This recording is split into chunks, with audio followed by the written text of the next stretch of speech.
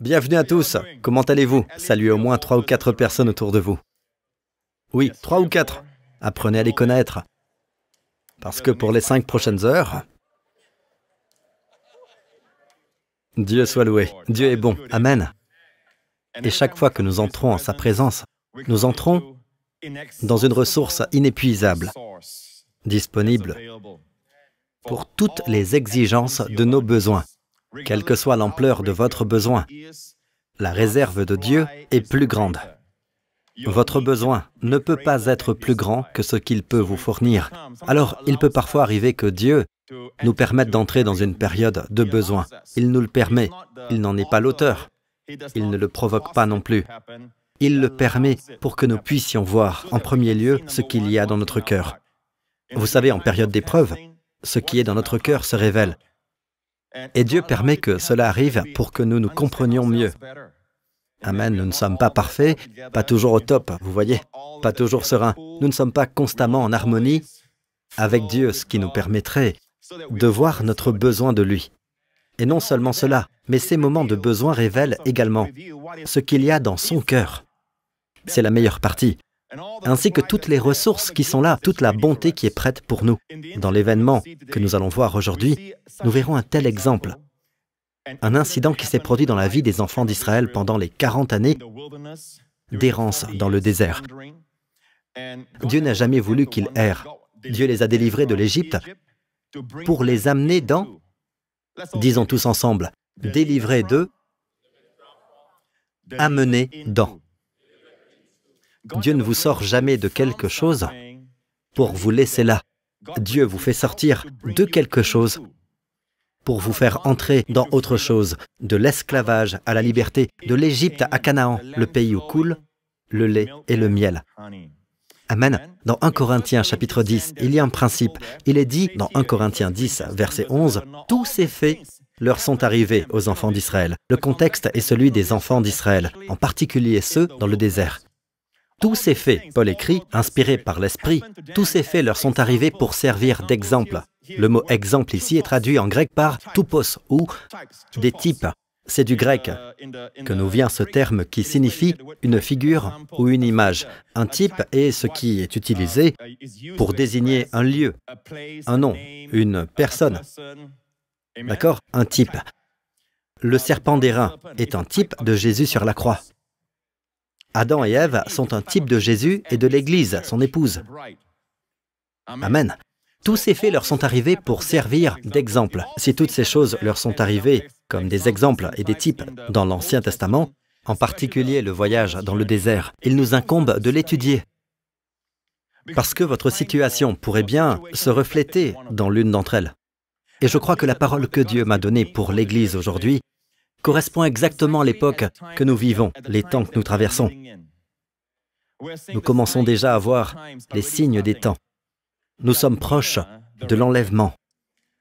L'enlèvement, en fait, il ne convient pas de dire proche de l'enlèvement. L'enlèvement peut arriver à tout moment. Nous sommes proches de la seconde venue, qui n'est pas l'enlèvement. L'enlèvement se produira en premier. Amen. Nous sommes proches du retour imminent de notre roi. Très proche. Alors, où en sommes-nous dans les 40 ans d'errance des enfants d'Israël dans le désert? Nous sommes probablement aux alentours de la 37e, de la 38e, voire de la 40e année, les dernières années en somme. Nous approchons de la fin, d'accord? Quelque chose s'est-il passé à ce moment-là, à cette époque, de laquelle nous pourrions apprendre? Parce que vous le savez, Dieu cache l'avenir dans le passé. Et je voudrais m'attarder sur l'incident concernant Moïse durant la 40e année dans le désert. Dites la 40e année. Il s'est écoulé 40 ans depuis leur sortie d'Égypte et le peuple d'Israël est sur le point d'entrer dans le pays où coule le lait et le miel, la très belle terre promise, d'accord? Et en cette 40e année, une grande partie de la génération précédente est morte. Nous parlons d'une toute nouvelle génération et ils sont sur le point d'entrer dans le pays. Cet incident s'est produit au début de la 40e année. Lisons ce passage. Toute l'assemblée des Israélites arriva dans le désert de Tsin le 1er mois. Et le peuple s'arrêta à Kadès. Kadès, les amis, pour ceux d'entre vous qui ont déjà été à Pétra, c'est tout près, accessible à pied. Vous pouvez aller à Pétra et voir Kadès. De Kadès, Vous pouvez voir le mont Hor, où est mort Aaron. Vous pouvez toujours voir une stèle blanche là-haut sur le mont Hor. Quand vous allez à Pétra, vous pouvez voir la stèle d'Aaron, le frère de Moïse, et le premier grand prêtre d'Israël au sommet du mont Hor.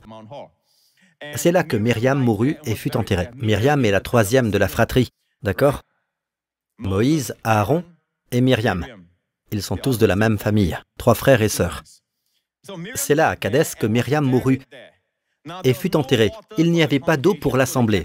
On se souleva donc contre Moïse et Aaron. Ils se sont soulevés contre Moïse et Aaron. Le peuple chercha querelle à Moïse. Ils dirent, « Si seulement nous avions expiré lorsque nos frères ont expiré devant l'Éternel. » Je me demandais quand s'était produit la mort de leurs frères, parce que maintenant, ce murmure est en fait d'une toute nouvelle génération, vous comprenez? C'est la 40e année. Leur père et leur grand-père sont tous morts. La génération de ceux qui n'ont pas cru est morte. C'est une toute nouvelle génération. Rien n'a changé alors? Et ils disent à présent, nous aurions aimé mourir en même temps que nos frères. Je ne pense pas qu'ils faisaient référence à ceux âgés de plus de 20 ans qui mouraient l'un après l'autre. Je pense qu'ils évoquaient l'histoire de Korah, lorsque la terre s'est ouverte et qu'ils sont morts. Quelle terrible chose à dire au Seigneur, que ce soit juste ou non. Nous aurions voulu mourir comme eux. Si seulement nous avions expiré lorsque nos frères ont expiré devant l'Éternel, pourquoi avez-vous fait venir l'assemblée de l'Éternel dans ce désert? Non, en fait, ce n'est pas Moïse qui les a fait sortir, c'est Dieu qui les a fait sortir. Est-ce pour que nous y mourions, nous et notre bétail? Pourquoi nous avez-vous fait quitter l'Égypte si c'est pour nous amener dans cet endroit de malheur? Ce n'est pas un endroit où l'on puisse semer, il n'y a ni figuier, ni vigne, ni grenadier, ni eau à boire. Moïse et Aaron s'éloignèrent de l'assemblée pour se rendre à l'entrée de la tente de la rencontre. Ils tombèrent le visage contre terre. Bonne réaction de la part d'un leader, et la gloire de l'Éternel leur apparut. Au début de la première année, lorsqu'ils sont sortis d'Égypte, vous vous rappelez qu'après la traversée de la mer Rouge, il n'y avait pas d'eau non plus? Eh bien, Dieu a rendu l'eau amère de Mara douce et potable. Et que s'est-il passé plus tard? Il y eut un autre incident, lorsque Dieu dit à Moïse de se tenir devant lui, sur le rocher d'Horeb. Et Dieu lui dit, « Frappe le rocher. » Et il en sortit de l'eau. Vous vous en souvenez? Il ne s'agit donc pas du même événement. Cette histoire, sur le mont d'Horeb, remonte à 40 ans plus tôt. C'est 40 ans après la sortie d'Égypte. Et quelques 37 ou 38 ans après qu'ils aient envoyé leurs espions, que l'incident que nous étudions aujourd'hui s'est produit. Pourquoi l'étudions-nous? Parce que cela s'est produit vers la fin de leur voyage. Nous sommes la dernière génération de la fin des temps. Il va donc nous parler. Amen. De nos valeurs, de notre façon de voir les choses, et notre relation avec Dieu, de comment obtenir des résultats, comment faire jaillir les eaux. Amen. Pour votre famille, pour vos relations, pour votre sagesse, les atouts de sagesse pour cette année. Amen. La santé, l'eau pour votre santé. Amen. Moïse et Aaron sont allés se prosterner devant Dieu. Au verset 7 et 8, l'Éternel dit à Moïse, « Prends le bâton. » La toute première chose que Dieu a dite était, « Prends le bâton. » Toi ainsi que ton frère Aaron. La première chose que Dieu a dite, c'est « Prends le bâton ». Gardez cela bien en mémoire, d'accord? La première chose que Dieu dit, c'est « Prends le bâton ». La réponse à leur soif, c'est « Prends le bâton » et convoque l'assemblée, toi ainsi que ton frère Aaron. Vous parlerez au rocher. Dites « Parlez ». Vous parlerez au rocher en leur présence, et il donnera son eau. Tu feras sortir pour eux de l'eau du rocher, et tu feras boire l'assemblée et leur bétail. Moïse prit le bâton qui se trouvait devant l'Éternel, comme l'Éternel le lui avait ordonné. Le verset 10. Moïse et Aaron convoquèrent l'assemblée en face du rocher, et Moïse leur dit, « Écoutez donc, rebelles, est-ce de ce rocher que nous ferons sortir de l'eau pour vous ?» Puis Moïse leva la main et frappa 2 fois le rocher avec son bâton. Il sortit de l'eau en abondance. A-t-il désobéi? A-t-il désobéi? Dieu dit, « Vous parlerez au rocher. » Mais Moïse frappa le rocher, pas 1 fois, mais 2.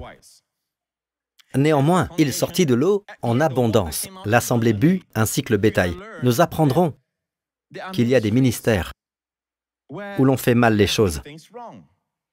Il ne révèle pas Dieu de la manière dont il est censé être révélé. Il y a des résultats. Mais il y a des résultats simplement parce que Dieu aime les gens. Et s'il ne sanctifie pas Dieu, Dieu se sanctifiera lui-même. Il sortit de l'eau en abondance, l'assemblée but ainsi que le bétail.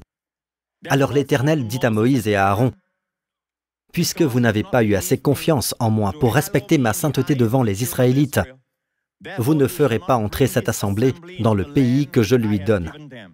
Ce sont les eaux de Mériba, parce que les Israélites contestèrent avec l'Éternel et sa sainteté fut reconnue parmi eux. » Cette histoire est donc liée à notre époque, mais nous devons en tirer les leçons car nous avons vu, d'après ce que Paul a écrit, que tout ce qui leur est arrivé dans le désert est pertinent pour nous aujourd'hui, des toupos, des types, pour que nous apprenions sur qui la fin des temps est arrivée.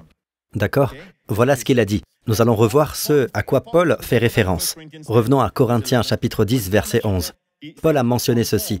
« Et ils ont été écrits pour notre instruction, à nous qui sommes parvenus à la fin des temps. » C'est ce que dit le verset 11. Vous êtes d'accord? Voyons le verset 4. « Et ils ont tous bu la même boisson, en référence à Israël. Et ils ont tous bu la même boisson spirituelle. En effet, ils buvaient à un rocher spirituel qui les accompagnait. Et ce rocher était Christ. » Il est donc clairement établi qu'une fois pour toutes, ce rocher était le Christ.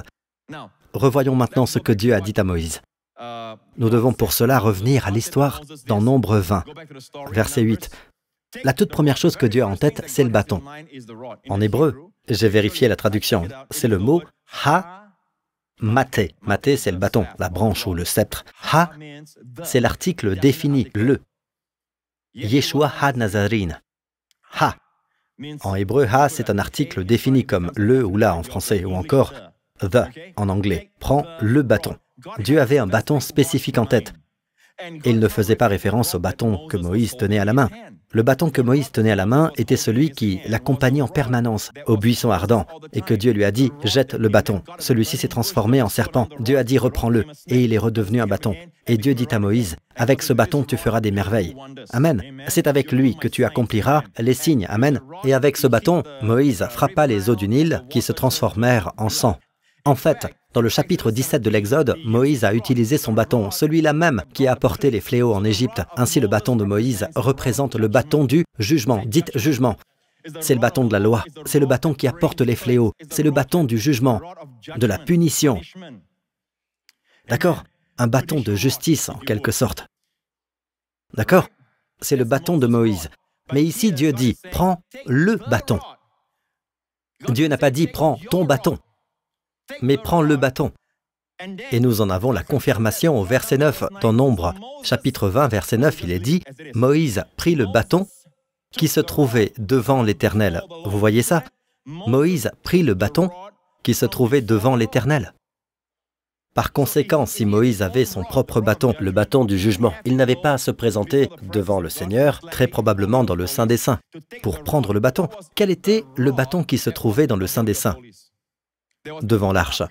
En résumé, Dieu dit à Moïse de mettre le bâton d'Aaron dans la tente de la rencontre, devant le témoignage. D'accord? C'était dans le chapitre 17 des Nombres, avant le chapitre 20, où l'eau sort du rocher. Il y a l'histoire de tous ces gens qui murmurent, vous me suivez? À un moment, les gens se plaignent, grognent et expriment leur mécontentement à l'égard d'Aaron. Dieu dit, je vais mettre fin à leurs murmures. Ils murmuraient parce qu'ils étaient jaloux qu'Aaron soit le grand prêtre.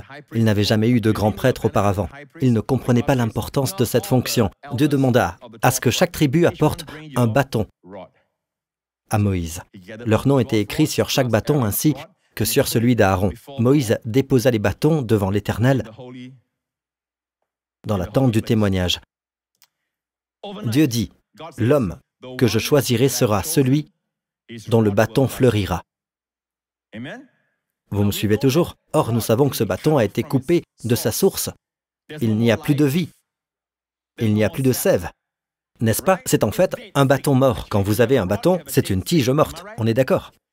Le lendemain, Moïse retira tous les bâtons de devant l'Éternel et les apporta à tous les Israélites. Et seul le bâton d'Aaron avait bourgeonné. Pas seulement bourgeonné, le bâton d'Aaron, pour la famille de Lévi, avait fleuri.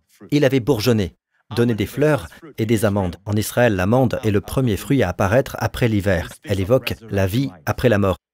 Tout comme Jésus, gisant dans la tombe, est ressuscité le troisième jour à travers la floraison, symbole de la beauté et de la résurrection. Et Dieu dit, conserve-le. Et l'un après l'autre, vous pouvez voir leur tête basse. Chacun vient reprendre son bâton, mais rien. Un autre vient prendre son bâton, Rien. Et là, il voit le bâton d'Aaron, avec plein de bourgeons et de belles fleurs. Des fleurs d'amandier, en fait.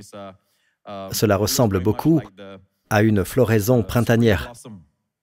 Vous voyez, on dirait le printemps, après un hiver très rude. Et c'est magnifique. Je crois que nous avons une image à vous montrer. La voilà. Voilà à quoi cela ressemble. L'Éternel dit à Moïse, « Rapporte le bâton d'Aaron devant le témoignage. Ainsi tu feras cesser les murmures des enfants d'Israël. » Amen. C'est une image de notre Jésus, ressuscité d'entre les morts. Et depuis, il est notre grand prêtre, n'est-ce pas? Jésus n'était pas prêtre sur terre. En fait, la Bible dit que s'il était prêtre sur terre, il ne serait pas prêtre. Vous comprenez? Ce n'est qu'après sa mort qu'il peut être prêtre. Aujourd'hui, au ciel, il est notre grand prêtre. Vous êtes d'accord? Notre grand prêtre ressuscité qui ne mourra plus jamais contrairement à Aaron. En fait, avant la fin de ce chapitre, Aaron meurt sur le mont Hor. Jésus n'est donc pas le genre de prêtre qui meurt. Jésus vit par la puissance d'une vie éternelle. Et chaque fois que vous pensez au prêtre, pensez à la grâce sacerdotale. Le bâton d'Aaron est le bâton de la grâce sacerdotale. Dites la grâce. Certains d'entre vous ne sont pas familiers avec le mot grâce. La grâce, dites la grâce sacerdotale. Amen. Chaque fois que vous pensez à un prêtre, pensez à la grâce. Nous pensons parfois aux prophètes comme porteurs de mauvaises nouvelles. Elles le sont très souvent d'ailleurs. Le prêtre, lui, est toujours porteur de bonnes nouvelles. Il représente le peuple pour son bien auprès de Dieu. Amen. Ainsi, le grand prêtre d'Israël portait le nom des tribus gravées, comme l'empreinte d'un sceau, en creux et en relief, gravé, et non pas écrit pour être effacé. Ce qui est gravé ne peut pas être effacé. Et tous les noms du peuple de Dieu ornaient sa poitrine. Amen. Amen, c'était des bijoux, différentes pierres précieuses, des diamants, des saphirs, des améthystes, et d'autres beaux bijoux ornaient sa poitrine. Et vous le savez tous, n'est-ce pas, mesdames, lorsque vous êtes face à la lumière, qu'arrive-t-il aux bijoux? Ils réfléchissent la lumière. Plus vous vous approchez de Dieu, qui est lumière, amen, plus votre beauté peut rayonner. Ainsi, le grand prêtre vous présente beau, juste et saint devant Dieu. Ce n'est plus qui vous êtes dans votre chair qui est présenté. Lorsque le grand prêtre est là, Dieu ne vous traite pas en fonction de qui vous êtes dans la chair. Quoi que ce soit qui puisse émaner de vous, la pensée de Dieu à votre égard n'est pas fondée sur toutes vos plaintes, vos murmures et sur qui vous êtes dans la chair. Sa relation avec vous passe désormais par ses prêtres. À l'époque du premier châtiment, 40 ans plus tôt, il n'y avait pas de grand prêtre. Le peuple n'était pas encore arrivé au mont Sinaï. Maintenant qu'il y a un grand prêtre, la relation entre Dieu et son peuple est différente. Moïse, lui, avait encore l'ancienne mentalité. Dieu dit alors, « Moïse, prends le bâton. » Le bâton. Et Moïse le prit, mais d'où? Devant le Seigneur. Ce qui signifie que c'était le bâton d'Aaron. Alors imaginez Moïse se présentant devant le peuple en tenant, dans une main, son propre bâton. Et dans l'autre, il tenait le bâton d'Aaron, qui avait bourgeonné et fleuri, magnifique. Le voilà debout devant le peuple. Bien. Et Dieu dit, parle. L'idée de Dieu était que Moïse tienne le bâton d'Aaron. Il devait simplement le tenir. Il n'avait même pas besoin de l'utiliser, parce que s'il l'utilisait, il abîmerait les belles fleurs, elles se casseraient et tomberaient, n'est-ce pas? Très bien, il n'est donc pas censé l'utiliser, en tout cas, pas de cette façon. Une fois que Jésus est frappé, il ne peut plus l'être à nouveau. Les gens se demandent, nos péchés sont-ils pardonnés une fois pour toutes? La réponse est oui, car le sacrifice du Christ est unique et définitif. Le sacrifice de Christ ne peut pas être répété. Nous ne pouvons pas crucifier le Fils de Dieu à nouveau. C'est un péché très grave, commis en toute connaissance de cause. Un péché volontaire, comme il est dit dans l'Épître aux Hébreux. Ce serait un péché terrible que de crucifier Jésus à nouveau. C'est comme si on disait, « Oh là là, j'ai commis un nouveau péché. Maintenant, j'ai besoin d'un nouveau pardon. » Non, ce sacrifice a été fait une fois pour toutes, et après avoir offert ce sacrifice unique et définitif pour les péchés, cet homme s'est assis. Il n'a plus besoin de venir et de recommencer. Dans ce cas, que faites-vous lorsque vous avez un besoin dans votre vie? Vous allez vers lui et vous lui parlez. Il est le grand prêtre de notre profession. Amen. Ainsi, puisque nous avons un souverain grand prêtre qui a traversé le ciel, Jésus le Fils de Dieu, restons fermement attachés à la foi que nous professons. À ne pas confondre avec une confession des péchés, mais d'une profession. On ne s'accroche pas à la confession de ses péchés. L'Épître aux Hébreux abordera ce sujet plus en détail par la suite. Retenons fermement l'espérance, pas nos péchés. La version King James parle de notre foi, mais le mot grec est elpis, espérance. Au final, il est dit, tenez fermement la confession de notre espérance sans faiblir. En d'autres termes, Dieu veut que nous soyons conscients que nous avons aujourd'hui un prêtre. Et c'est pourquoi les mots sont importants. Voyons les passages qui parlent de ce que nous avons. Nous avons un souverain grand prêtre. Dites-le. Mettez l'accent là-dessus. Nous avons un souverain grand prêtre. Hébreux 4, verset 14. Ensuite, Hébreux 8, verset 1. Nous avons bien un tel prêtre. Dites-le. Nous n'essayons pas de l'avoir. Nous l'avons déjà aujourd'hui. L'un des enseignements les plus négligés est le sacerdoce de Jésus-Christ. Et vous savez, il est mort en tant que sauveur. Il est venu sur terre pendant 33 ans et demi. Mais vous savez, il a été un grand prêtre pendant 2000 ans. Et pourtant, cette partie a été négligée dans le corps du Christ. C'est pourquoi nous ne comprenons pas la grâce. Et des gens viennent enseigner la grâce, entre autres choses, et nous disons, non, non, Dieu est un Dieu saint, et Dieu punira le péché. Je suis tout à fait d'accord. Dieu a puni le péché. C'est pourquoi aujourd'hui nous avons la grâce. Le péché a été puni. Amen. Dans le corps de Jésus. De plus, nous avons un souverain prêtre établi sur la maison de Dieu. Hébreux 10, versets 21 et 22. Nous avons, et non pas nous essayons d'avoir, nous avons un souverain prêtre établi sur la maison de Dieu. Approchons-nous donc avec un cœur sincère, une foi inébranlable. Dites-le.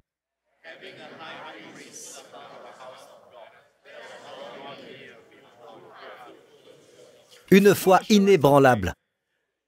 Nous avons un souverain prêtre établi sur la maison de Dieu. Approchons-nous. Revenons maintenant à l'histoire. La première chose que Dieu a en tête, c'est la grâce sacerdotale. Oui, ils ont murmuré. Oui, ils se sont plaints. Mais ils ont maintenant un grand prêtre.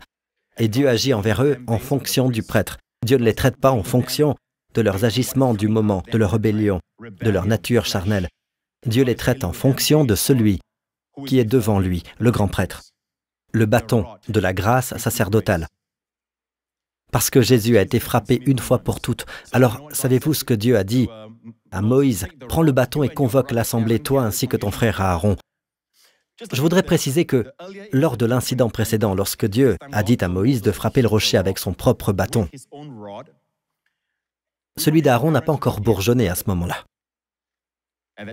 Nous pouvons donc dire que cet incident-là s'est déroulé sans prêtre. Les gens parlent aujourd'hui, agissent aujourd'hui et prêchent aujourd'hui comme si nous n'avions pas de prêtre. De plus, lors de cet incident, il ne s'agissait pas de rassembler la congrégation, même s'ils ont peut-être observé la scène de loin. Si vous lisez attentivement le chapitre 17 de l'Exode, vous verrez qu'il y avait un rassemblement des anciens d'Israël, du moins d'une partie d'entre eux. Lorsque Jésus a été crucifié, vous savez qui se trouvait autour de lui? Les anciens. Et savez-vous devant qui il a été jugé? Devant Caïphe, le grand prêtre, sans oublier les anciens d'Israël. Autre chose, le rocher présent dans le chapitre 17 de l'Exode, le premier, celui que Moïse a frappé, est appelé Tzor en hébreu, ce qui signifie un gros rocher, un énorme rocher. Mais toutes les références au rocher dans le livre des Nombres, dans la 40e année, c'est le mot « Séla ». Séla est une falaise très élevée. Pourquoi? Parce que Jésus a été élevé comme notre grand prêtre. Aujourd'hui, il n'est plus sur la croix. Amen. Il est maintenant exalté. C'est le mot « Séla » qui est utilisé. Le mot « Tzur » n'est pas utilisé une seule fois ici, mais c'est là. Revenons donc à l'histoire. Suivez-moi bien, les amis. Il y a là une différence. Le bâton n'est pas le même. Je parle du bâton de Moïse, lors de l'incident du chapitre 17 de l'Exode. Amen. Intéressons-nous un moment à cet incident précédent du chapitre 17 de l'Exode. Lorsque le peuple s'est plaint, l'Éternel dit à Moïse, « Passe devant le peuple et prends avec toi des anciens d'Israël. Prends aussi dans ta main droite ton bâton, celui avec lequel tu as frappé le fleuve, et marche. » Pourquoi Dieu a-t-il mentionné ce détail? Pourquoi Dieu a-t-il dit à Moïse dans le chapitre 17 de l'Exode, lors de l'incident précédent où le peuple avait soif, « Prends aussi dans ta main ton bâton, celui avec lequel tu as frappé le fleuve. » Pourquoi Dieu évoque-t-il ce point? Pourquoi Dieu a-t-il ajouté ce détail avec lequel tu as frappé le fleuve? Moïse le savait déjà. Mais Dieu veut que nous sachions que ce bâton est un bâton de jugement. C'est un bâton de loi, un bâton de jugement. Car qu'as-tu fait au fleuve? Qu'a-t-il fait au fleuve? Il l'a transformé en sang, ce qui a entraîné la mort. À l'inverse, le premier miracle de Jésus a été de transformer l'eau en vin, symbole de vie. La loi a été donnée par Moïse, mais la grâce et la vérité sont venues par Jésus-Christ. Nous ne sommes plus sous l'autorité de Moïse, le serviteur, mais sous celle de Jésus, le Fils. Et contrairement au serviteur qui ne réside jamais dans la maison, le Fils y demeure. Je me tiendrai devant toi, sur le rocher d'Horeb. Eh bien, je ne sais pas si ce détail vous est jamais venu en tête, mais je lisais ce passage une fois, et j'ai réalisé que Dieu disait « Je me tiendrai sur le rocher ». « Je me tiendrai devant toi sur le rocher ». C'est comme s'il disait « Frappez-moi ». Il n'a pas dit « Va jusqu'au rocher et frappe-le », comme s'il était derrière Moïse. Il a dit « Je me tiendrai devant toi sur le rocher d'Horeb ». Tu frapperas le rocher. Jésus est venu pour être sacrifié. Sa mort n'est pas un meurtre, ce n'était pas un accident. Il est venu pour mourir, parce que c'était le seul moyen d'expier nos péchés. Sur la croix, il a porté la malédiction de la loi brisée. Vous et moi avons enfreint la loi de Dieu, n'est-ce pas?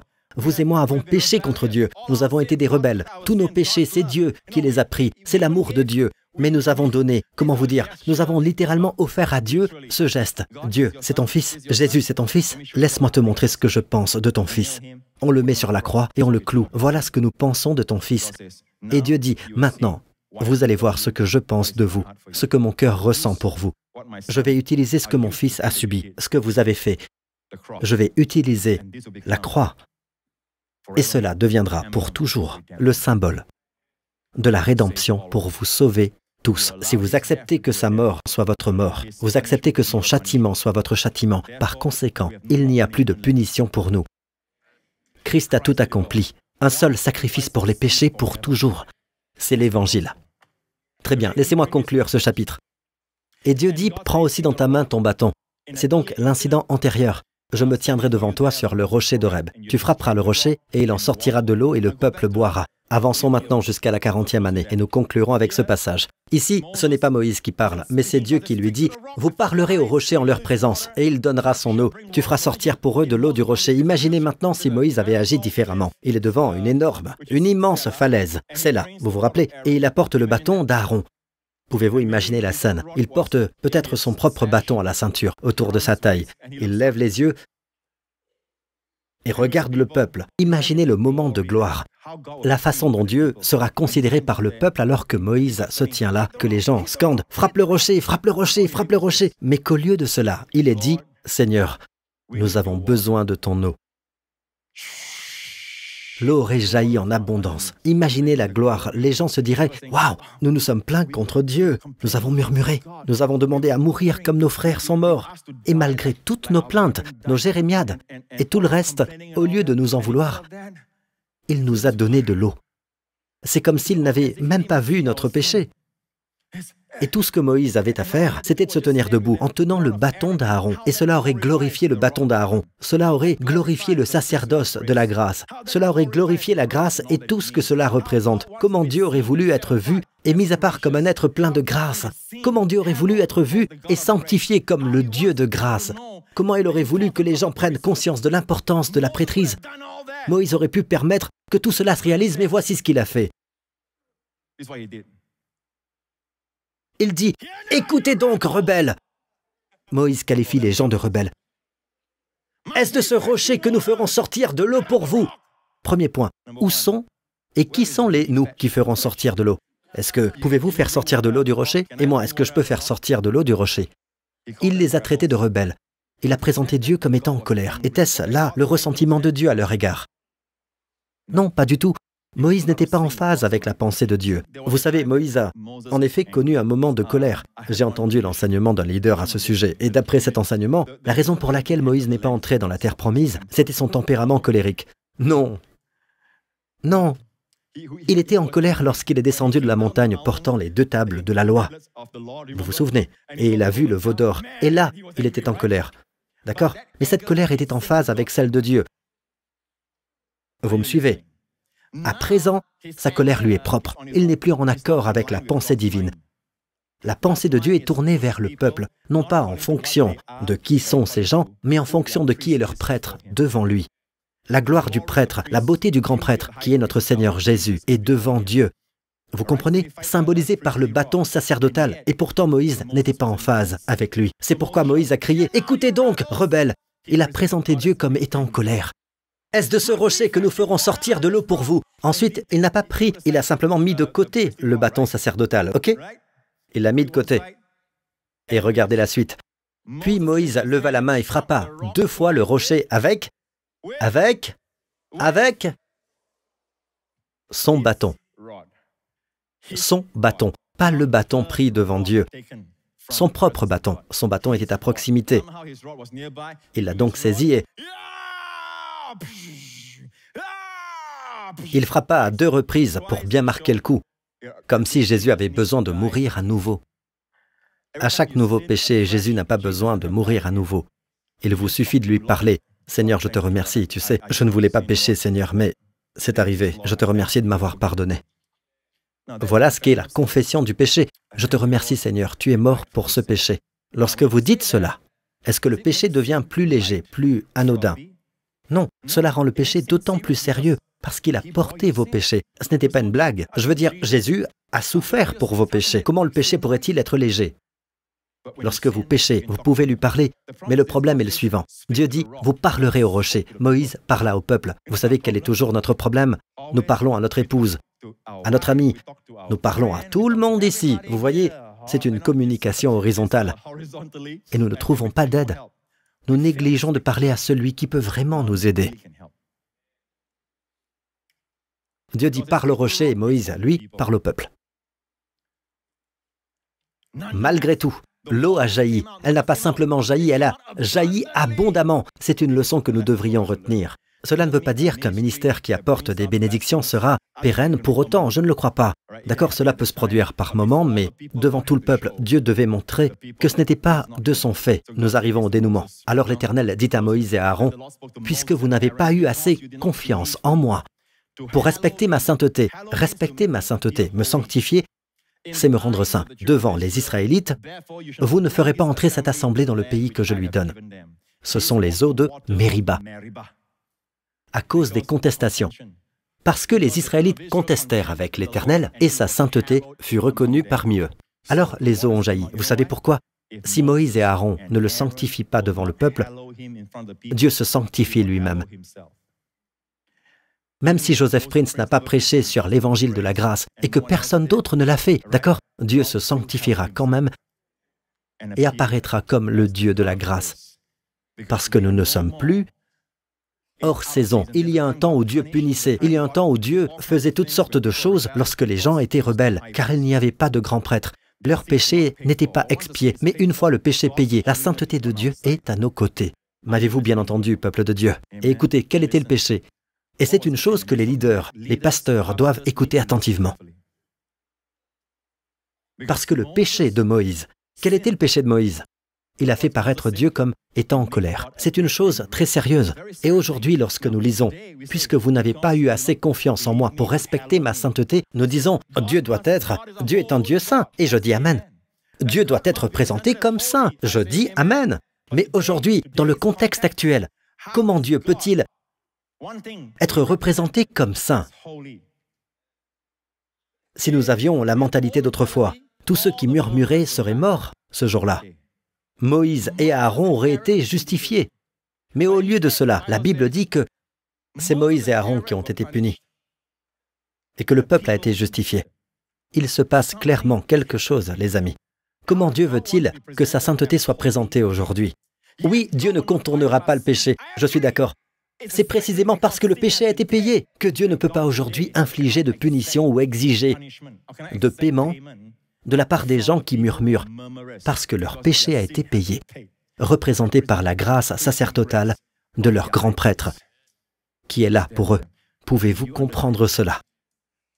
Prêcher la grâce aujourd'hui, c'est prêcher la plus haute forme de sainteté qui soit, parce que seule la grâce peut produire la sainteté et préserver son maintien.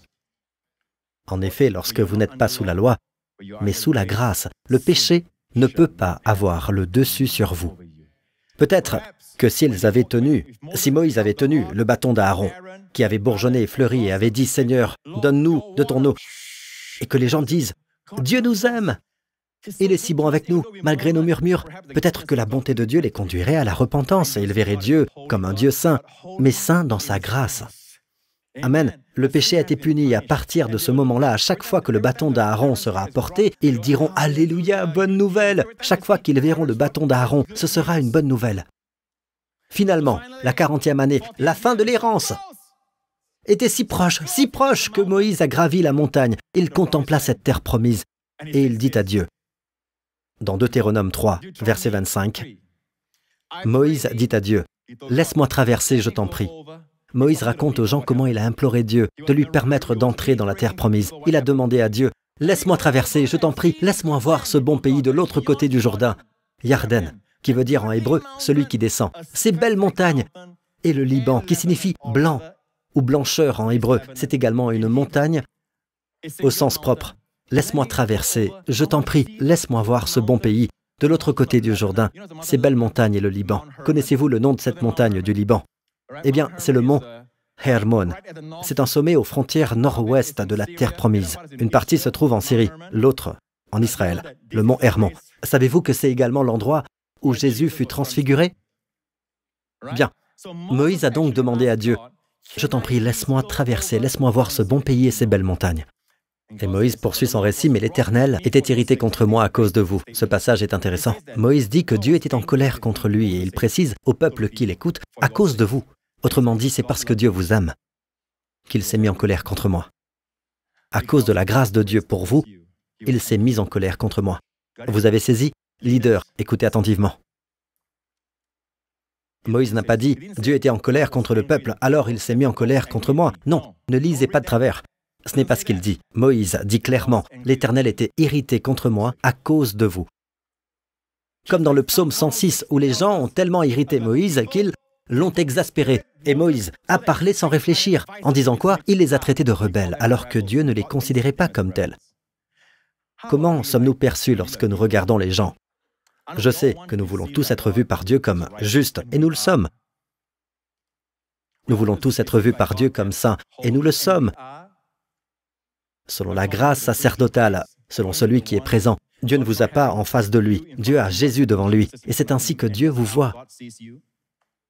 Mais nous ne voulons pas voir les autres de la même manière. Non, non, non, pasteur, il a fait quelque chose de mal. Non, il m'a trompé. Non, non, non, non, je ne peux pas lui pardonner. Non, je vous assure, je ne peux pas. Non, pasteur, vous ne savez pas, vous ne le connaissez pas, pasteur. Vous ne savez pas ce qu'il a dit, pasteur. Et toute cette amertume, ce ressentiment, vous savez, nous ne devons pas les transposer dans nos relations.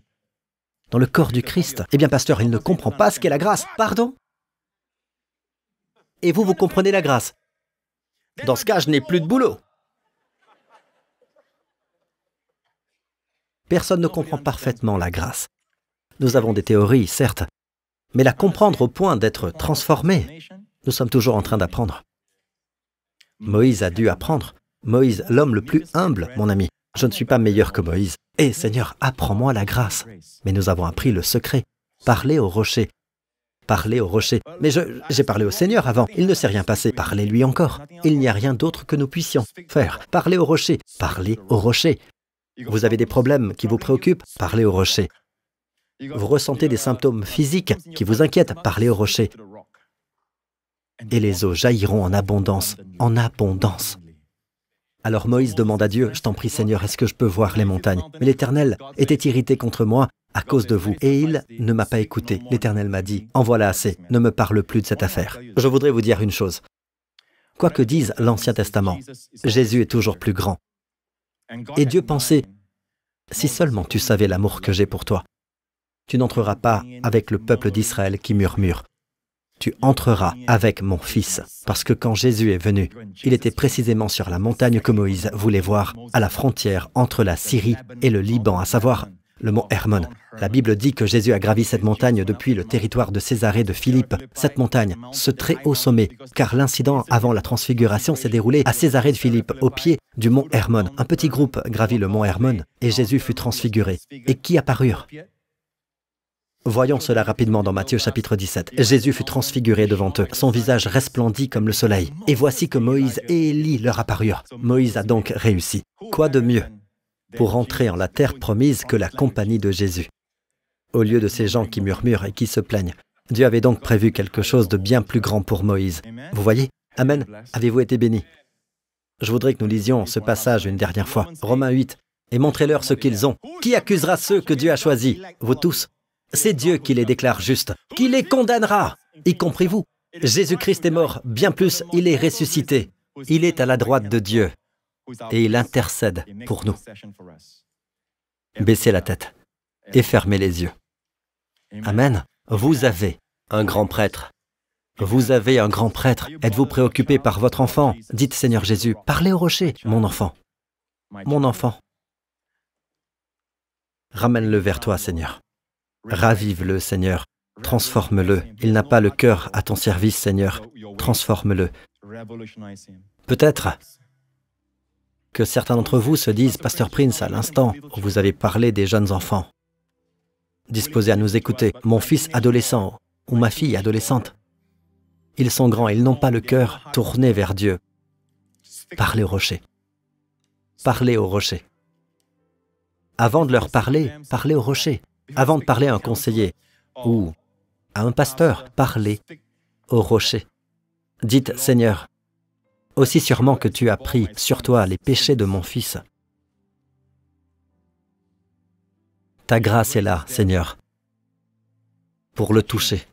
Laisse tes eaux de grâce couler abondamment sur lui, Seigneur. Parlez au rocher. Parlez au rocher. Lorsque votre cœur est accablé, parlez au rocher qui est plus grand que vous. Et si vous êtes ici aujourd'hui, mes amis, et que vous n'avez jamais fait de ce merveilleux Jésus, votre Sauveur personnel et Seigneur, alors faites cette prière avec moi. Dites, Père Céleste, Père Céleste, que ton nom soit sanctifié. Merci de m'aimer. Merci pour le don de ton Fils, mon Seigneur Jésus-Christ, qui s'est donné pour moi sur cette croix, qui est ressuscité d'entre les morts pour l'éternité en tant que grand prêtre de la grâce. J'ai un grand prêtre, Jésus-Christ, est mon Seigneur. Merci Père. Malgré tout ce qui se dégage de moi, je me concentre sur ce qui émane de ton cœur.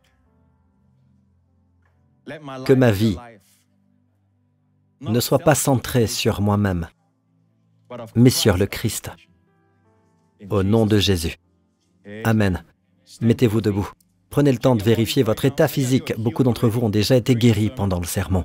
La douleur a disparu. Allez-y, regardez, bougez votre dos, bougez votre genou, bougez votre coude, votre cou. Si vous savez que la douleur a disparu, faites un grand signe. Regardez autour de vous. Les amis, regardez autour de vous. Très bien, je voudrais que les caméras filment tout cela. Dieu soit loué. Le Seigneur guérit à mesure que la parole se répand. Les eaux jaillissent et coulent en abondance. Amen. Amen. Que le Seigneur vous bénisse pour la semaine à venir, vous et vos familles. Et que le Seigneur vous garde, vous préserve et vous protège, vous précédera et préparera le chemin. Et il sera aussi votre arrière-garde. Le Seigneur vous entoure d'un bouclier de faveur partout où vous allez. Que le Seigneur vous place au bon endroit, au bon moment, tout au long de cette semaine. Le Seigneur vous sourit avec bienveillance. Il vous est favorable. Même si des impressions vous viennent de vos semblables ou d'êtres spirituels qui vous soufflent à l'oreille que vous êtes un rebelle, sachez que Dieu vous voit selon la grâce du sacerdoce. Au nom de Jésus, profitez de l'abondance des eaux, de la terre où coule le lait et le miel, de cette très bonne terre, au nom de Jésus. Amen. Que Dieu vous bénisse.